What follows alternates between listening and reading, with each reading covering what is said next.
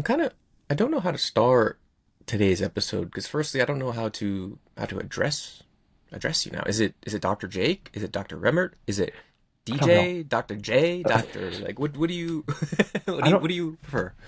It's actually funny that you asked. I have actually been thinking about this, and I can't decide because Dr. J doesn't sound right because I had a professor in my undergrad who was Dr. It was Jagodinsky was his name, but we called him Hmm. Dr. J because that's way too difficult to say. And so I'm like, that doesn't feel right. Hmm. And it was at the same school, so I'm like, oh, that doesn't Oof. work. Dr. Remmert feels weird and too formal. So Hmm. but like Dr. Jake sounds like Dr. J. Like it's so I don't know. Dr. Audience, Rem? Dr. maybe Remy? don't. Remy boy? I don't know.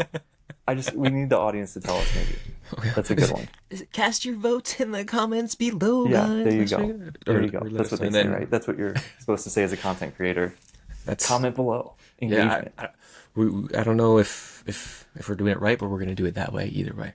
But now Cool. that you are indeed Doctor Arg the pirate, and that one, maybe that one, uh, it helps a lot because now I can just listen to what you say and take it for face value, not have to even think for myself. So I get to ask you questions. You Perfect. tell me how Yeah. to think and how to do stuff, and that's it. And I'm also going to use that information and probably construe it in a way that fits my narrative and go about saying that it was all you. So this is great because I get to do less and you get to help me out with that. And I think that's the whole reason why we went on this journey of PhD and bodybuilding and anything else to get all these letters at the ends of our names. And then now we essentially are like the Power Rangers. We're going to combine the Megazord and have like 30 plus letters at the end of our name. So no one else can, combat us. Everyone has to listen to exactly what we say with no other context given. We can be whatever we want to be, say what we ever want to say, and everyone else is essentially the putties from Rita Repulso that she created, or even the ooze people from Ivan Ooze, and this Power Ranger world is ours, right? I'm sure you agree, and that's exactly what this whole topic for today is about. So carry us away. Yes. Well, I certainly agree that the original Power Rangers are the goated Power Rangers. Yes. Um, there were some other really good ones, I won't lie, but like OGs are the best for sure. Yeah. Yeah. Uh, this was maybe a few months ago. I went on this super random like ADHD hyperfixation on Power Rangers for like 2 weeks, and I was just Only watching two all weeks. these. It's been 20 years for me, Yeah, but yeah, go ahead. just like I was like watching all these YouTube videos, and I was just like, should I go back and watch every season in order? Like, but then like, no, you don't have time. Anyway, um, yes, you're correct about every single bit of that. That there should never be any context given. Both of us are in the same position, PhDs. We can say whatever we want freely, without thinking about giving context to it, and everyone listening to it should apply it perfectly to themselves, without thinking about the context of it. Right? That's the whole point. That's what we're doing. That's I what we're love doing. it. That sounds Yeah. right to me, and because it sounds right to me and fits my bias and what I want, then I'm gonna continue to believe in that. But I think, Perfect. just in case, people who are listening may disagree or they might not understand our sarcastic ways because sometimes we can be a little too sarcastic. I think we've Mhm. learned from our mentors and how they sometimes go through their intros to podcast. All the Helms and Trexler intros and Greg and Zordos and all that. So I think we're going to talk about the opposite of what we just said, just to paint it very clear, because I think it's important to preface that. And it's important to talk about why context is very important, right? I think it's a tough topic to talk about because there can be so much context within the topic of context itself that it can seem like we're doing little loops, right? And I think we might catch ourselves doing that, but we'll be able to kind of catch ourselves and tell you what to focus on and why this may matter or who it may matter for. And that's what we want to focus on, right? Like, does this apply to you? And that's where we're going to ask you to do a little bit of critical thinking, dear listeners, because that's also a big topic that we're going to talk about. It's a two-way street, and it's a little bit more difficult nowadays because social media exists. And while it is great in many ways, it is also not great in many ways. I'm just going to put it like that, right? Where everyone has a voice, which again can be great, and a lot of times it is, but that also means there's a lot of noise. And how can we sift through this noise to understand, what is music or what is just loud? How do we turn down volumes here, turn down volumes here, switch the station that's more appropriate to a station that we like or that fits us and our goals? And I think that's important to talk about, and that's what we're going to dive into. And I think you brought this up as something that you've been, addressing or feeling more recently. So you want to start us off, and kind of where do we start, or how do we even start talking about this? Yeah. How do we start talking about it? I don't even know. But we'll ramble enough to hopefully something sticks. But yeah, like we were talking about before we hit record, like just thinking about it lately with like discussions that have been around some of the, especially the volume research lately, that there's so much confusion out there that is understandable, right? That it's confusing for people. But I think if both sides, the people communicating the stuff and the people receiving the information, if both sides like just put a little bit more effort in, then I think that it would solve so much of this confusion, right? That from, let's say, our side, the people trying to communicate this stuff, we always need to keep in mind, when we're giving people recommendations, like there needs to be a specific context for that. Unless, like, there are some things where you can make a sweeping generalization. For example, more sleep is probably good, right? Like that's pretty safe to say for like almost everybody on the planet, right? Other things, that's not, going to be the case. And we need to, I think most people who have been doing this for a long time have figured this out, and they tend to do this, pretty well. But like you said, social media is in a place where there's such a low barrier for entry, which in some ways is amazing, that there can be a lot of people, and like I'll raise my hand, this was me for a long time. I think I do a much better job now, but when I first started, I definitely wasn't.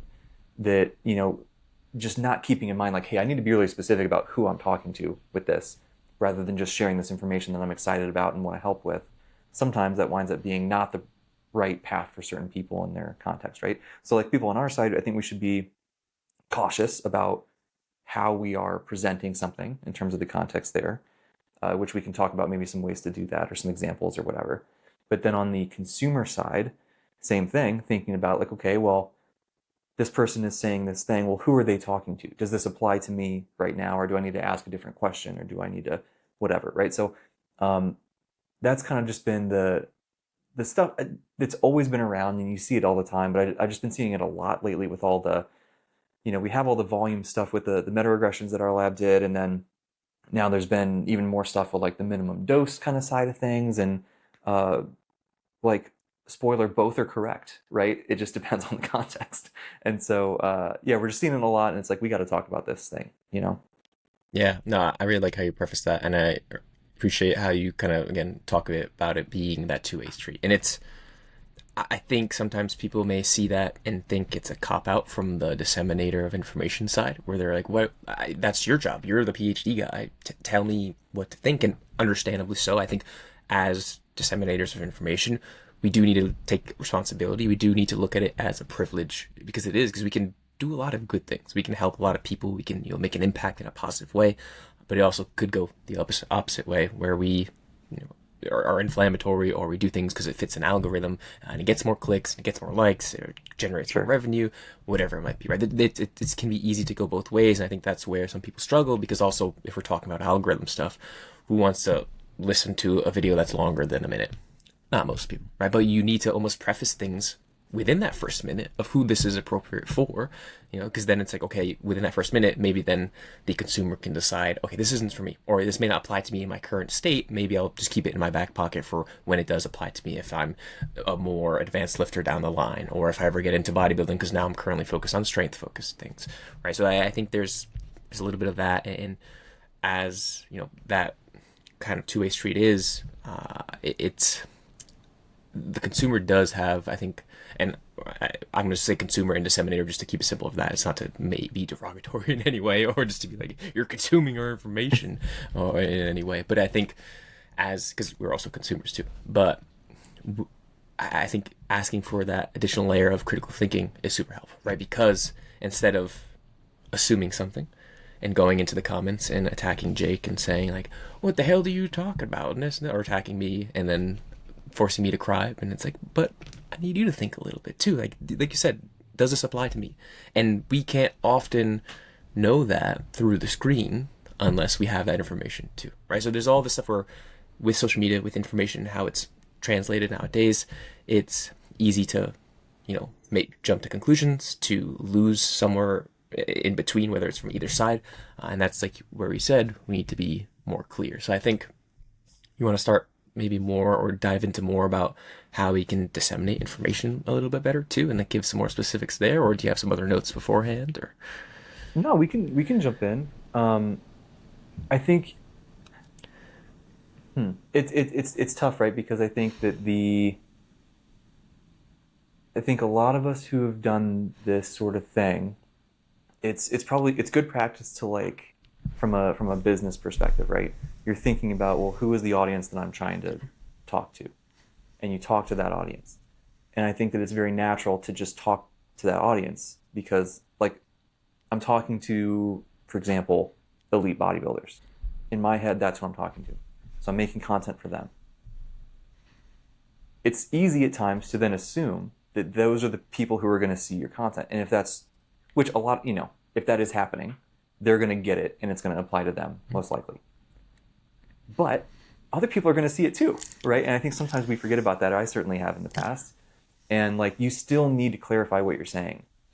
And like, here's this recommendation if you're doing this, or if your goal is this, or whatever, right? Or it's the same thing with, like research papers, right? That like even a step before the science communication piece, then, like we've made a strong effort in our lab to, and other labs do this too, where like in the discussion, we're talking about the results of the paper, of course, but then it's like, hey, what's the context that this actually matters for? Like, let's put this into perspective and let's talk about like easy one is the volume stuff again, right? Like we talked about, if you're trying to maximize muscle growth at all costs, really seems like more volume is better, right? With diminishing returns, but more volume is better. But if you're somebody who has time constraints, if you're somebody, XYZ things, maybe you don't care about optimizing, you just want to get a good bang for your buck, here's the most efficient amount of volume to get the most results with the least amount of effort, right? So we try to like really include all those sorts of things in the paper. And I think that that's really another thing for all of us to continue, I think, making an effort towards, right? There's a line there of like, okay, well, how reader friendly are you trying to make a scientific paper versus whatever? But like some of that I think is good, but so much I think is like little easy things, right? Of hey, today I'm talking about minimum effective dose for strength. Cool. Like even just calling it minimum effective dose, like elephant in the room is, Pack talks about minimum dose all the time, right? Mm-hmm. Dr. Pack, for anyone who's not aware, awesome dude, does a fantastic job of this. He specifically uses the words minimum dose, TM, which is he's supposed to put TM. TM. He's trademarked it. Exactly, Yeah. which is important, right? Because then people listening can know, okay, this is the minimum effective dose, right? He's not just saying do 2 sets per session or whatever. So like that's a great thing that he's doing, and I think that even just those small things, just a couple of words here and there, can even be enough, which is helpful, like you said, with how short form a lot of content is these days.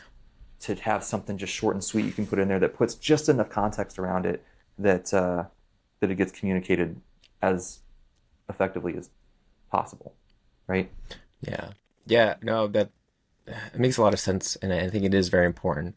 But it's just often not done. Like you said, and that's where we start to run into some of that confusion. And I think I'm assuming it's not done because it's just not sexy enough, and it's not as engaging.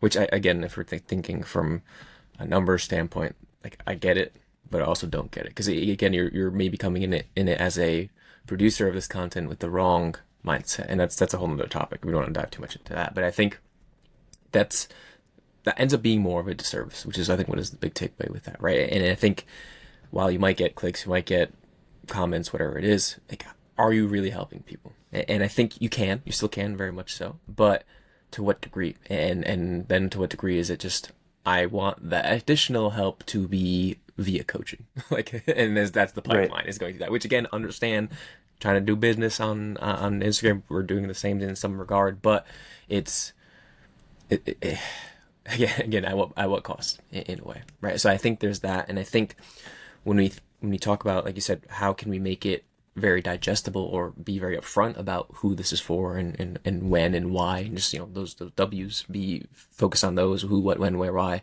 That's can be easy. And the way I like to look at it too, that's helpful, at least for me, or if I'm kind of talking to clients or anyone that I'm giving information to, it's think of it as that spectrum. I think of a lot of things as a spectrum because it's fluid. You can be on different areas depending on where your context is and where you're at. But you need anchors on the spectrum, right? What's at the end of those? So I think that's where what you're talking about, you have the minimum. Here's the absolute minimum. Like if you cannot, if you're trying to do as little as possible to get away with it, here's what these numbers look like: sets, frequency, intensity, time in the gym, rest periods, all the variables we can talk about in terms of resistance training program design. And then if you look at the other end, anchor of maximizing, right? I don't really like to use optimal because that's also very context dependent, but if we're trying to maximize what we have at hand, we're going to put that at the other end. And then it's just figuring out where you lie on that, right? And also how that fits into adherence and enjoyment. And that's kind of the additional line of figuring out that slider. And it's important to note that that slider can change for you from day to day, from week to week, block to block, year to year, because that's just auto regulation. That's just how life works. And I think when we think of it like that, you can feel like you're opening up a can of worms, and it's more difficult because you're like, well, now you're just saying, I don't know, figure it out, which I get. It can be frustrating when someone says that, or I need more context instead of getting an answer that you might want. But that's where we're talking about from the consumer standpoint. You have to think like, okay, like, am I just looking for answers? Am I looking for a specific answer? Do I even need an answer? Like, do answers really exist in this context that we're talking about of Right. resistance training? Not really, because when you come at it with that idea and that mindset of I want answers, you're most likely going to be disappointed.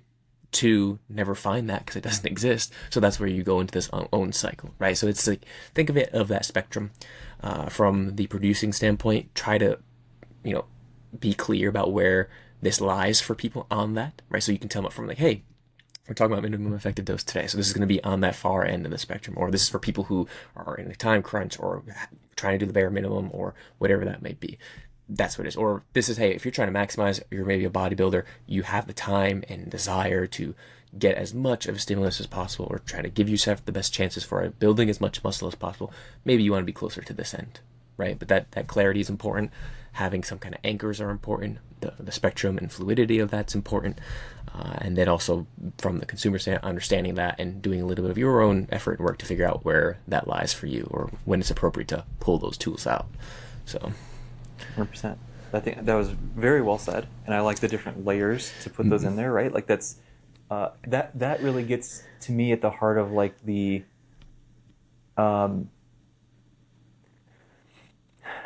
that's when the consumer needs to do a little bit of the critical thinking too, I think, because if it's something like this, right, longer form content, we can talk about those things, right? We can say, here's the nature of the relationship between this variable and this outcome. Here's one end of the spectrum anchored at this. Here's the other end of the spectrum anchored at this. If you're in this context, try this. If you're in that context, try that. If you just don't enjoy doing that, okay, here's some middle ground. We can do that. You can't really do that on Instagram or TikTok or whatever, right? Like there just is not the space. And so if that's where you choose to consume your content, nothing wrong with that. But you're going to have to do a little bit more work yourself, I think, of saying, parsing apart those things, right? And saying, like, okay, this person's telling me about the relationship between this variable and this outcome. Okay.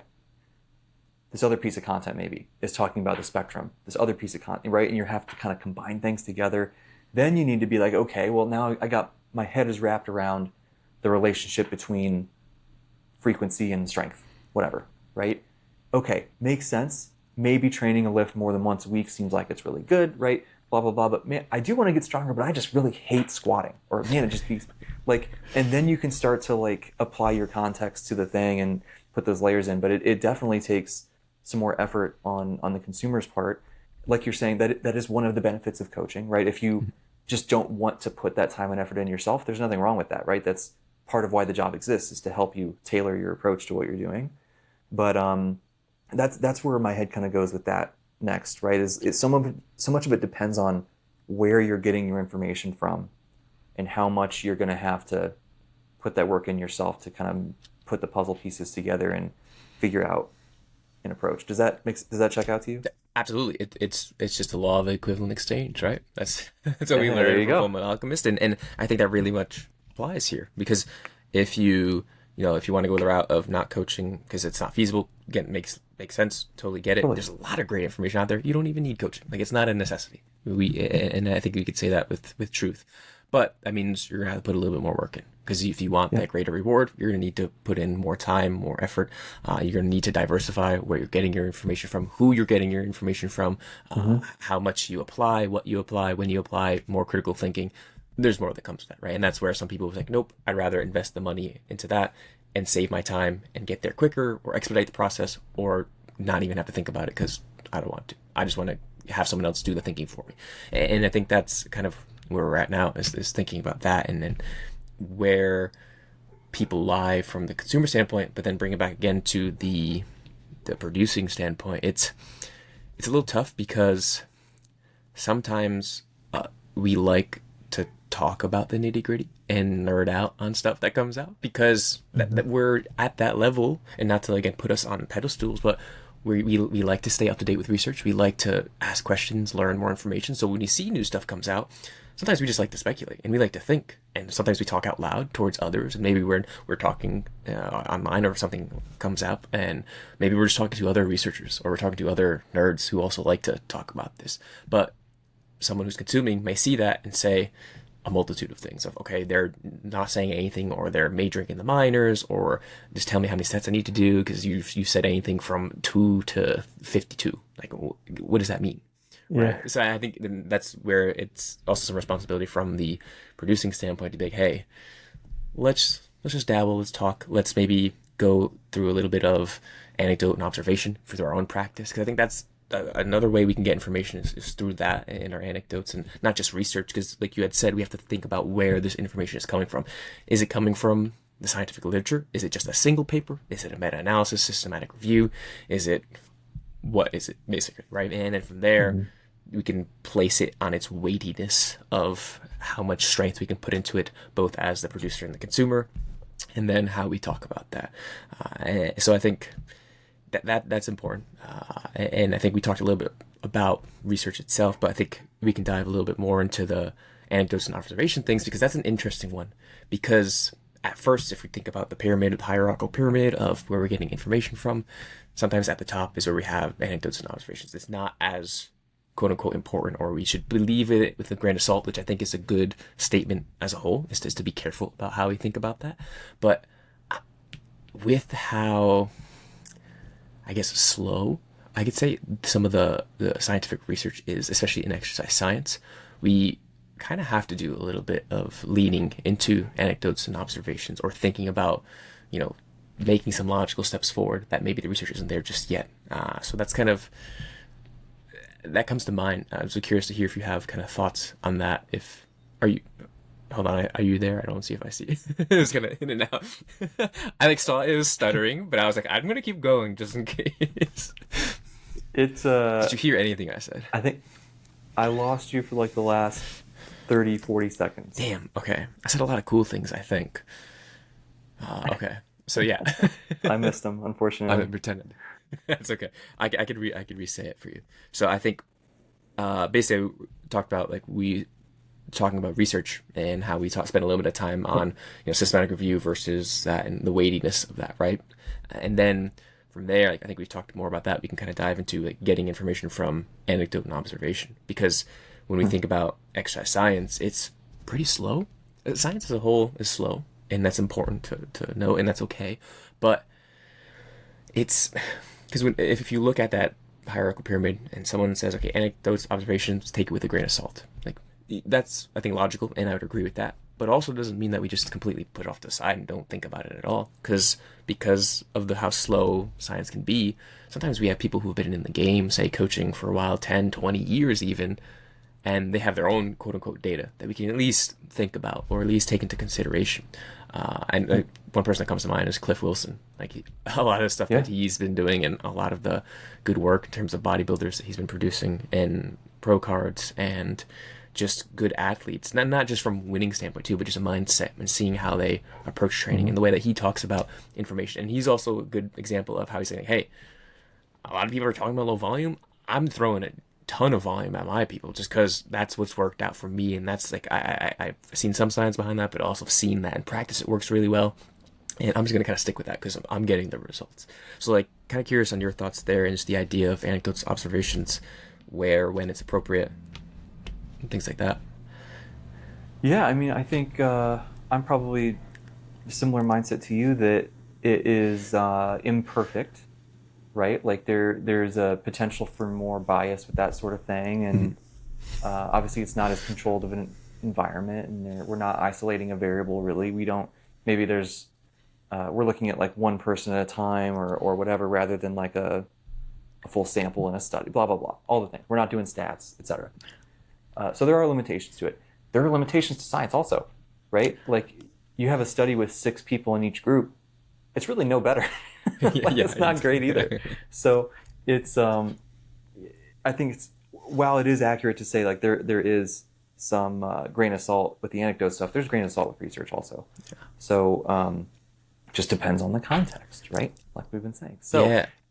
did you have something to say there? Just real quick, yeah, I think that's where, again, from the producing standpoint, it's so important to say, like, hey, research, here are the limitations of research in general, or this specific study, or combination of those things, because some people might say, pointing to the research, here's a research that says flashes for 5 seconds, or not even 5 seconds, and then just go off and maybe misconstrue the entire actual takeaway of the study, right? But science says, and we know science is important, so we should listen to it. But that's Right. just irresponsible from the producing standpoint, because that may not be true, and it likely isn't, because we're just using science as a marketing tool sometimes nowadays. Yeah. Like science-based, evidence-based. But like, 1, what does that mean? 2, are you actually living that? 3, how does that mean in practice as well? Like, where are those ties, where they lie? And again, the context of spectrum of where we should be. So Absolutely. Yeah. Absolutely. Or like they might misconstrue the study. They might nail the study, but maybe the study wasn't great, or maybe it was great, but then the next 6 studies show something else, or you know what I mean. So it could also, like you're saying, it takes a long time. That's part of why science takes a long time, is we need a lot of studies. But anyway, so all that said, definitely grain of salt with the anecdote stuff. However, Cliff Wilson's such a good example, right? There's a bunch of people like this. You've been coaching for a really long time. You've worked with a ton of people. You see trends. Like you just, I've been coaching a fraction of the time that Cliff has. I see trends. I'm sure you see trends, right? Like, would I bet my life on it? Probably not. But there's some stuff I'd bet my foot on. It just. Lane said that once. There's Jeremy Lenicky, I think, had a thing. He's like, there's data I'd bet my foot on. There's data I'd bet my leg on. There's data I'd bet whatever, something like that. I like that's good. I like that. Yeah. So shout out to those guys. But yeah, so like maybe I have a varying degree of confidence in the anecdote depending on who's saying it, right? Or depending on how confidently they're saying it. Because if they're saying like, hey, this is what I've seen work for the people I've worked with or whatever, great. If they're like, this will work for you, those are 2 very different ways to deliver information. That one of them is a green flag and one of them is a red flag, right? So I guess that's generally how I feel about that stuff. I think it can be super helpful. We just need to, again, from the consumer side, we just need to think about, okay, well, how did they say it? Does it make sense? Am I similar to the demographic that they've worked with, that they've seen these things, be successful with, that sort of thing. Yeah, and a lot of that can be made very clear from the producing, disseminating place. Yes. If they're like, hey, listen, I know like this is what science maybe says, or this is where this person says, or this is where we're at with this topic, but I'm coming at this with my 10, 20 years of experience, and here's where it's mattered, where it maybe didn't, why it might matter, I don't really know, but this is what I'm going with because of all this context. And once you preface it like that, hopefully from both the producing and the consuming standpoint, we can be at like, okay, I'm taking it with a couple grains of salt now, rather than just 1 or 3 or 5 or whatever. Just like, let me vary on the degree of strength I can both put in saying and put in believing this, right? And I think that's important too. And then again, from the this is both producing and consuming standpoint, is like you had mentioned, the use of those, I think it's superlatives and absolutes, the word like this, always, never, this, like you like avoid this, or don't do this 100%. Like if people are saying that, it's catchy, sure, it's in your face, it's in like, oh my gosh, if I do this, I'm gonna lose all my gains, or if I don't do this, I'm gonna lose all my gains. Sure, that might get the click, but that's again harmful, because it's not, you don't know the context, you don't, and, right. And you can't say that with any degree of certainty, if you don't know anything. Because for some people that might work great. For some people that might injure them. That might make them, less likely to stick to that program because it's just too much for them or too little or whatever that might be, right? And that's where, I think that's can be on both parties of understanding why those words maybe aren't the greatest to use and how impactful they can be, and to respect that impactfulness. Yeah, I completely agree. That actually brings up another thought for me quickly about, like, we just kind of went through some of the red flags seem strong. Some of the additional grains of salt we might take something with the anecdotes, right? That maybe it might be helpful just to throw out a couple things to, let's say somebody is telling you about research findings. Mm-hmm. And maybe there's some of these grains of salt that we can give people in their toolbox to then be able to, like, make sense out of it, or see if it makes sense. So, like, for example, I'm thinking stuff like you said, if the person is saying those out, always, never, etc., right? Or even if you want to, or like if they're telling you the results of the study, but they don't tell you anything about the level of uncertainty in the study findings. They only give you the headline, this thing.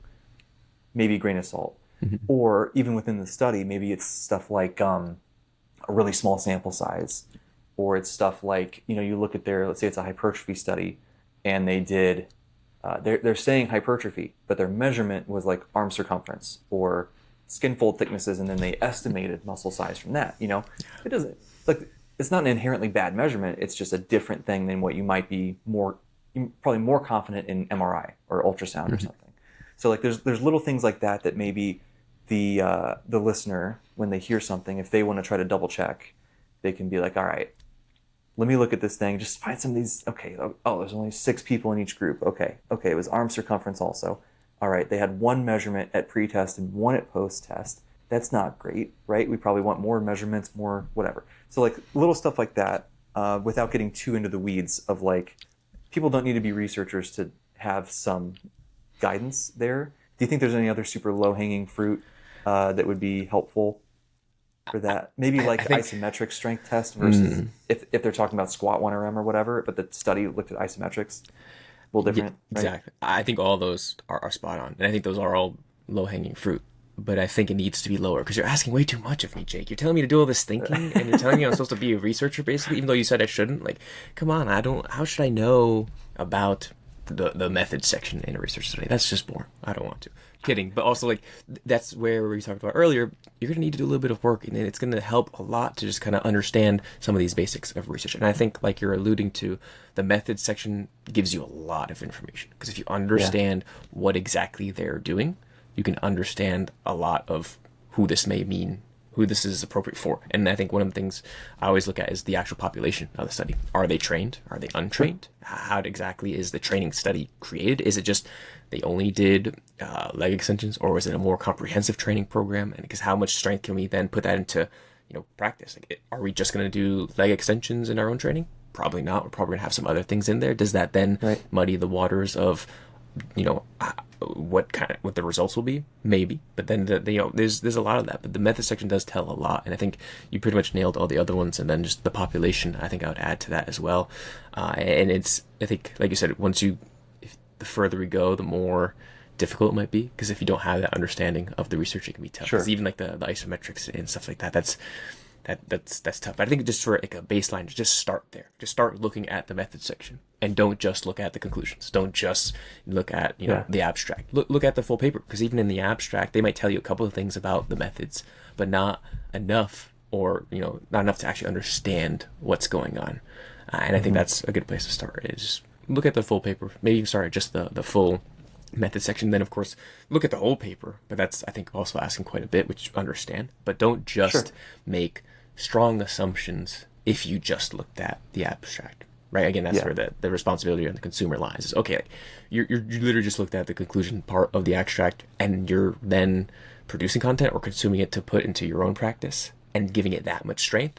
You could be doing yourself a disservice, right? Yeah, so 100%, I think 100%. that's because then, like you had talked about earlier too, in a lot of the discussion parts of the paper or the practical applications, whatever might there be, that authors do a great job of talking about context. But if you're just reading the abstract, you're not going to get that. Miss And it. a lot of the questions you may have can probably be answered through that Yep. discussion paper or discussion part sure. of the paper. So that's, Yeah. it's again a little more work, but I think if you want to be closer on that maximizing side of things, or if you want to learn because maybe you're interested about this, I think it is, you set yourself up for a lot more success down the line and longevity in this game if you start putting a little bit more work into it, right? So I think if you're unsure about that, just keep that in mind. It's worth it. There's a lot of cool stuff that comes through it.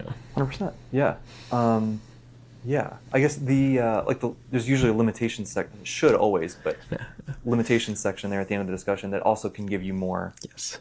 signals about how confident you should be in something. And like we definitely don't, expect people to be able to like, oh, they used this statistical test, but they should have used this. Like, Yeah. no, like no one expects you to do that, but just some of the just little basic stuff, like you said, the method, directing people to the method section, I think is huge, right? As methods and limitation at the end of the discussion, those can go so far with helping you figure out, does this actually make some sense to me? And like the method section, some of it is super jargony and like you only really know what's better or worse if you've done the research yourself or read a ton. But like a lot of it's common sense, right? Like, is this specific to the question that they're trying to ask? They're trying to make conclusions about maxing out a squat or a bench press or whatever, but they did, isokinetic, whatever. Dynamometer. Right? It doesn't mean that it's bad. It's just maybe you have a little bit less confidence in it, or so on and so forth, right? It can be little, big picture, broad stuff like that. And if you're like me, and you enjoy clarity and pictures, there's sometimes a lot of cool pictures in the method section. Pictures can be great. Here is a figure or a picture that just explains things a little better. Yeah. Like, here's like the timeline of events of stuff that went on. Yes. And sometimes that helps paint it so clearly rather than reading it all and think, okay, I don't care that they had their knees at 90 to 110 degrees and they used this device and this calibration. Some people may not care about that, and understandably so.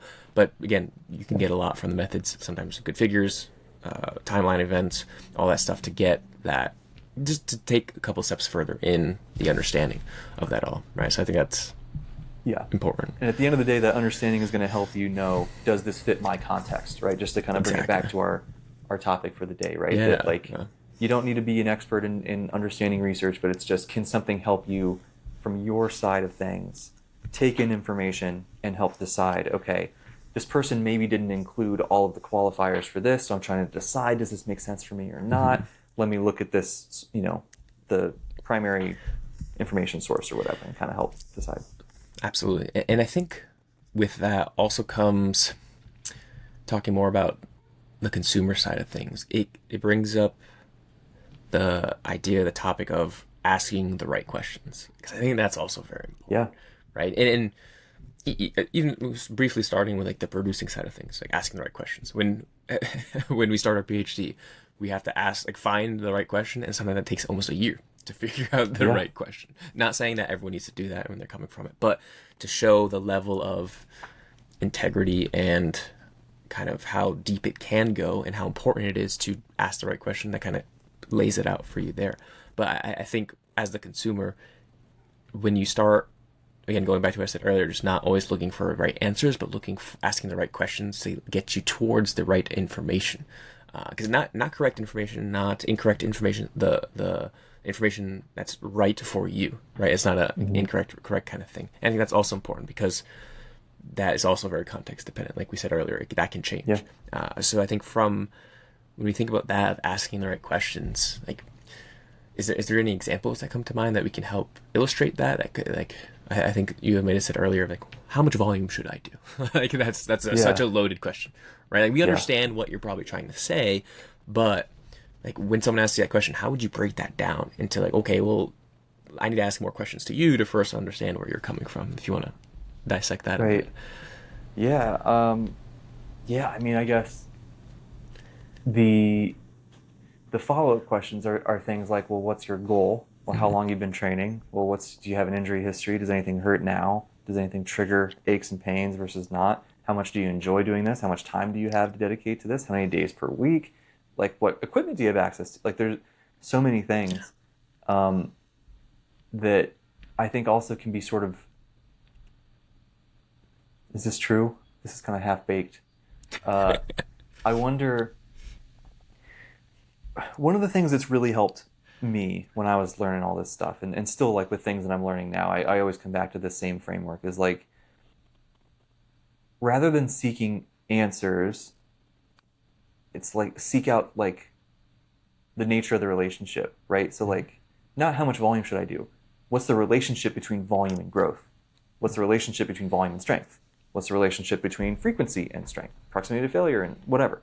And I think that then if we can learn that, now all of a sudden I know the relationship, okay, and then I can kind of think through, on average, more is going to be better, but I have these time constraints. Oh, I also know, although more is better, there's diminishing returns. So like, okay, these first few sets are and you can start to kind of piece those things together and start to ask yourself those questions. Mm-hmm. So I think that would be a helpful step in most cases. But now that I'm talking through it, there probably still is follow-up questions that would have to be asked, right? Yeah, absolutely. I love I like how that's how you approach it, because that's also how I approach it. So that's why I like it, because I do it. No, that means it's the right. Yeah, exactly. It is always the correct answer again. Duh. But no, I think my brain operates the same way. I really enjoy understanding how things work, understanding, like you said, relationships, understanding mechanisms, because sometimes that's important. Understanding, if it's anatomy, biomechanics to some degree. If I understand these very basic fundamentals, I can really lay that solid foundation, and then also be able to make a more logical step forward from there, right? Or if I find that I'm running into a wall, let me revert back to those basics and see if I can try to understand it from that perspective first. Because like you had said, you basically, with that one question we asked, comes in a million other questions, and that can be frustrating for people. Understandably so, it is. But we also need that. But instead of just falling into that frustration, or just saying, man, these science guys don't even lift, like, who cares? Just think about, okay, let me bring it back and keep it super simple, and start from the simplicity side of things before I get into the weeds, and again try to understand where it is that I am and where I want to go, and how can I make that connection in a way. So like understanding how things work, I think that's why I like a lot of baking stuff, because it's like very scientific. How these ingredients interact, temperature, how that affects this, how weighing versus eyeball measuring measures that. Like these things that's can be translated into training as well, right? And how we bake the cake of our muscles, essentially, and how that all works, and things interact, and too much, too little, not like, and all the other environmental factors, all that, and it's nice to have that basic understanding. Again, we know that's sometimes asking a lot, but it doesn't need to be a lot too, because it can just be such a basic level. And just think about it in a way of, if you have that basic foundation, like you're not going to lose the battle, or not going to lose the war before the battle even starts, right? Because I think happens a lot too frequently, and that's where people then kind of go towards, I need the answer, because I don't want to go through this whole mind boggle again of this content creator says this person says this book says this research paper says this. Like, they often say, just tell me what I need to hear or want to hear, but we need to give context, so we kind of have to meet them somewhere in the middle, ask them for a little bit of work, ask the right questions to guide them towards those answers, because I think that's also a slight responsibility on the producing side of things, if it's actual content creation or a coach, is being able to sometimes get them to like just push them. It's almost like a gentle parenting type thing, not to say that we're working with children, or that's not at all the case, but it's sometimes you need to have them come to that realization themselves. That's also impactful and important, and that helps learn in a way, but that's also a skill. So it is. Yeah. And some of it you can like another loaded question that I think about that people ask a lot is like, should I do this exercise or that exercise? Which one's better? And so much of it is like, just go try both of them and see what feels better. You know what I mean? Or you're going to notice some things. But then also, like, to come back to what you're saying, if you understand some of these basic how things work stuff, you can work that out for yourself, right? Mm-hmm. Like, we know, okay, generally speaking, more volume and a little closer to failure, probably good things, okay? We've seen enough now that, like, stuff that is most challenging at the longer muscle length is probably a good thing on average, right? Like, okay, we think about these. This curl variation is only hard in the shortest position, and it hurts my elbow. The other one is hardest in the stretch position, and I can do a bunch of volume, and it does, like, I get really sore, but it doesn't hurt my joints. which one do you think's better? Like, come on, you know what I mean? It's not rocket science. And so obviously there still is not, I'm not saying that the lengthened one is always better in every case, but like in that specific scenario, like, yes, there's going to be more muscle damage because it's stress position. However, it doesn't hurt your joints. So you're going to be able to get more good quality work in there, right? And whatever, it checks more of the boxes. Yeah. So like there's some stuff like that. If people can put together some of those basic principles, then just go try some stuff and you're going to be able to work a whole lot of it out. Even the volume thing, right? Eventually you would figure out, I do all this volume, I'm super beat up all the time, I have to deload every 3 weeks. Seems like it's unsustainable. Maybe I should do a little bit less or whatever, right? So I have a lot of understanding for the trying to figure it out before you dive too deeply in, because I did that. But at the same time, I do think I did it too much, and that there is a time and place for, like, turn your brain off and just go to the gym and have fun. Yeah. And you know what I mean? And you're going to figure some stuff out that way. So there's a balance. Yeah, absolutely. And it's basically you're doing your own science at the end of the day, right? You're doing your own experiments because you're figuring out, like, let me run this block with higher volume, or higher volume in my context. Like, if I'm going to go for 15 sets per muscle group, let's see how that goes. Start from there. Feasible. Okay, maybe next block I'll run 18 or I'll get upwards towards 20. I'm starting to feel my elbow a little bit more angry, my knees a little bit more angry. Maybe 18 for lower body's enough, but upper body can handle a little bit more. And you're kind of just constantly going through that, because I think that's where people maybe struggle, is that they tend to forget that this is a lifelong thing that you're going to be doing, the training. Yes, we all want to get jacked and shredded as soon as possible, and we understand that, but that's not how it works. And I think when we accept that and understand that, that's also helpful. And when you understand that, you bring it back to the bare minimums of things, like, you're not going to be losing muscle if you experiment with something. Like, as long as you're still training hard, even if it's on the lower end, which we know is very low from the research, like, you're still at the very least going to be maintaining. So you can check that box with confidence. Like, I'm going to be okay. Like, I'm not going to wither away.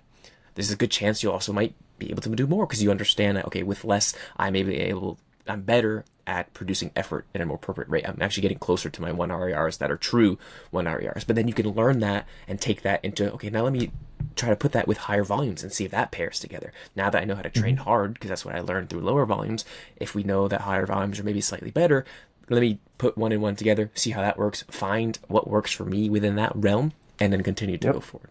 Right? So I think there's that 100%. Where it's just you're going to be okay. We understand how scary it can be to lose a harder muscle, but that's a lot harder to do. There's that. And even if it's on the other end, like, I feel like I'm going to get too big or I'm going to get too bulky, like, that's also not going to happen. We all wish that was the case, because we all want to get, right? So I think there's a lot of fear, which again is understandable, and we can recognize that. But when you calm that fear through the knowledge that we have, through some of the science and through some of the observations, anecdotes, a combination of all these things, like, we know that we can do very little and be okay, and that we're all gonna make it, basically. We're all gonna... That's huge. That's huge. And I like that you brought up the time thing too, because it's like the exercise example. Like, we'll just do one this block and do the other one the next time, or do one on Monday and the other one on Friday, or like, there's so much flexibility, and I think it's also correct what you said there too, and just to highlight, like, the questions are coming from a good place. The questions are coming because people care and they want to get the results as efficiently as they can, and I certainly relate to that. And, like, that's good for people like us who are up here not really complaining, but kind of complaining. It's a thickly veiled complaint. Well, it's because we care as well. We care about other people doing well and their endeavors and their goals, right? But we also need a little bit from them, like we were saying. So I'm gonna cope there for a little bit. But exactly. There you go. Yes. But yeah, it's always good to keep in mind, because I also see none of the people who are super highly regarded and widely respected do this. But I've seen some other people do this, where they get in their comment section and they'll, like, fight and complain with people and be like, why would you ask that? Or, like, what? And I'm like, dude, like, we can be better than that as a whole, right? That, these people there are no dumb questions. Maybe they started lifting yesterday, right? You don't know. And so all of that matters, and like everything else, the context matters. We don't always know the context of the person asking the question, and Um, yeah, yeah, context everywhere. And quickly to on that last point, it's so important to remain open minded and to think about others' context as well, especially if you're in the place of disseminating the information. Because like you said, someone could Yeah, have just started in the gym yesterday, right? It might be super basic to you, but it's probably news to them, right? Because if again we knew all the answers, we would be out of jobs and we wouldn't be doing that many research. I think there'd be hmm, like we would have all the answers. People would be off doing their thing, but that's not how yeah, it works, and that's not where we're at. And we're always continually learning from whatever end of the spectrum that you're at in terms of research, non-research, advanced lifter, newbie lifter, anything. But it's a space for everyone, right? And you're gonna get people from all over, and they're gonna have different goals. They're gonna have different viewpoints. So it's important from both ends of consumer and producer, or wherever you rely on that, to recognize that and to be kind of welcoming in that sense, and just to yeah, we're all just trying to be better in some regard. So let's just focus on where we kind of are can relate, not where we're different. And then from that, we all can succeed, right? A rising tide raises all ships, and that's so true for training, yeah. nutrition related stuff. And I think we need to focus a little bit more on that and not go the other way. Absolutely, dude. That's I have nothing to add. That's a great That's that's a great one. That's good. I do. That is a nice quote. That's one of my favorite ones. And it's always like that, or the idea of like lighting other people's candles. We've talked about that one too before, but Hmm. it's important. It's important. We all want to make it. We all will make it, and we will all get there more easily and more fun if we do it together and we kind of help each other out. So I think that's what we're kind of focusing on there. There you go. Think about the context, enjoy the road, and enjoy the process, the journey, and just live it, love it, laugh, love, live. One of those things, right? No, we should have ended it earlier. Now we ruined it. All right, before we ruin it even more, thank you all so much for listening. We appreciate you being here as always. If you do have any questions, please don't hesitate to ask. Like we talked about, we're always happy to answer, no matter what kind of question it is, where you're coming from. This is important to us to be able to help you as well. So we want you to feel welcomed, whether it's through Instagram, through Discord, anything. Reach out to us, and we got you. So We got you, man. thank you all for That's it. listening, and we will see you at the next one.